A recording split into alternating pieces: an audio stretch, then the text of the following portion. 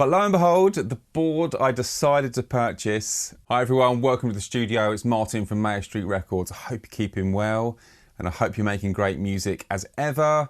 In this video, I want to dive back into a subject that I was talking to, I think just before or in between the Christmas and New Year period, and it's whether or not I should buy an analog console for the studio.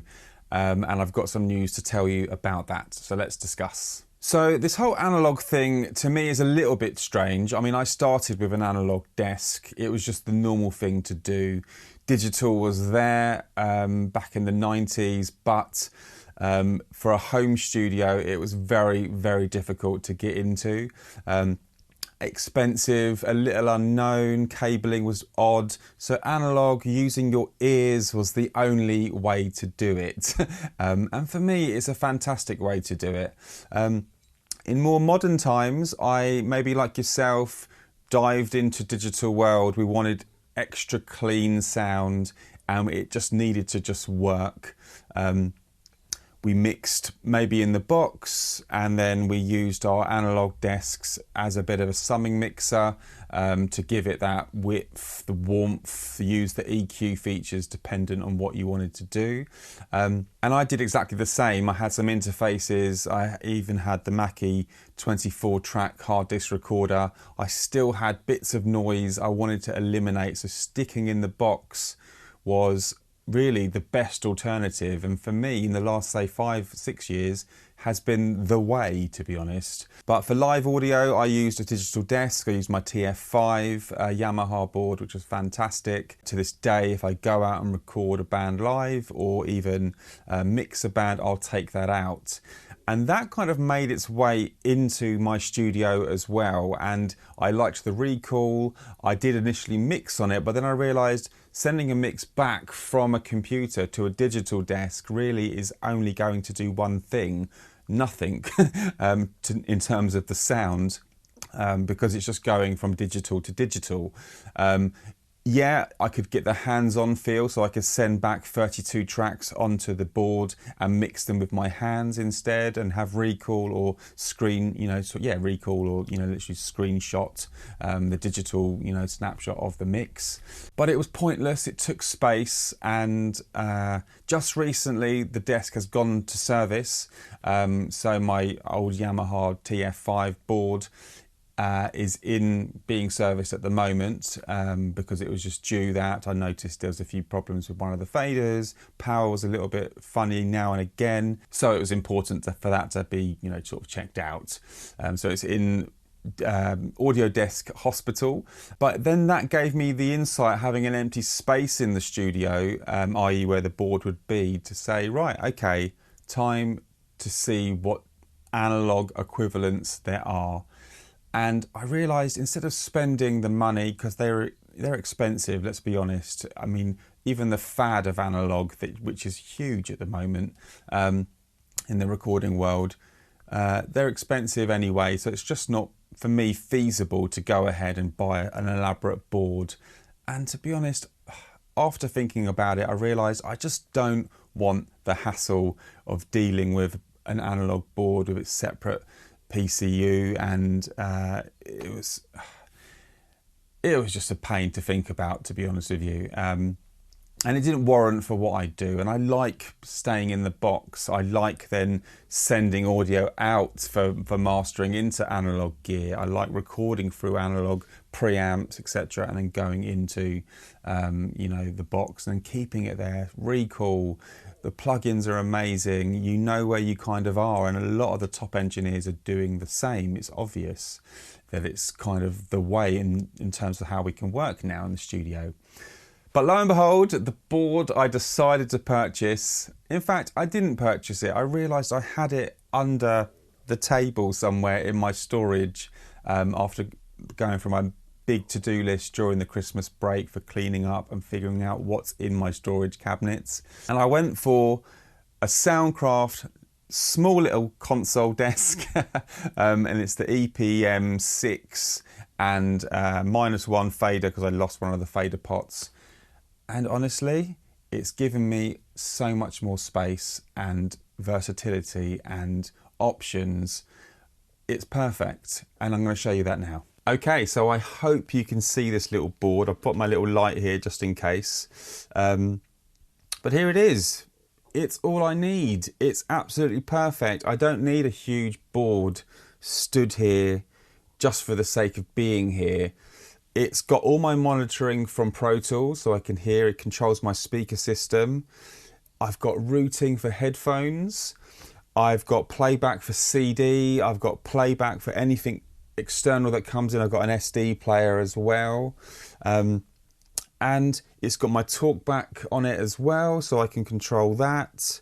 I've got a separate send for the new live room, which has speakers in there, which, you know, if you wanted to hear it over a PA in there, then you could, as well as headphones. And it's a small little footprint. And, you know, it's all that I needed. It's clean, it's small, it's completely functional, and it's quiet, you know. For a small room, you don't hear nothing, machine noise, and it allows me to have my keyboard in front. So if I'm writing music, if I want to, you know, get into a track that's coming up, I don't have to go somewhere else. I can face forward, and that's fabulous to me. That, in terms of workflow, amazing. I put this little slide desk in as well. I got the hinges from Amazon, got some wood from the local DIY store, plumbed it in or drilled it all up, and then, you know, attached it to the existing desk.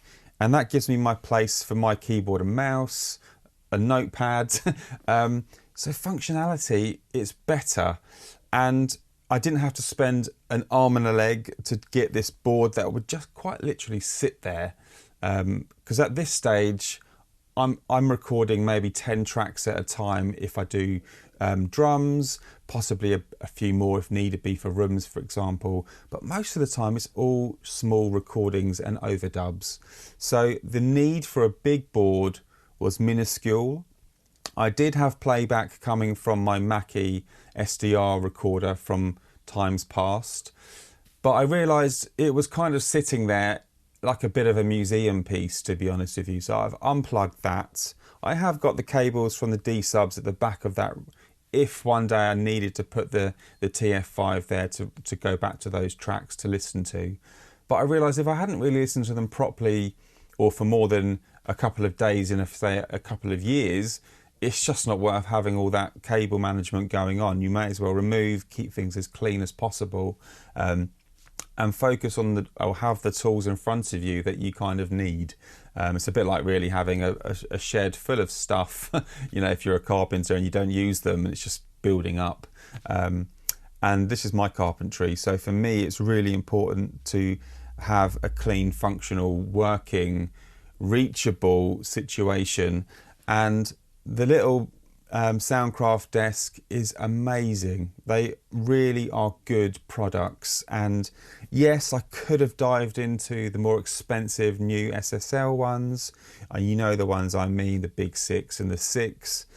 It would have done the same thing, and you know, primarily it's just not worth the price tag for me. It might work for you, that's cool, but for me, this is, at the moment, touch wood, a really good setup, and I feel a lot more creative this way.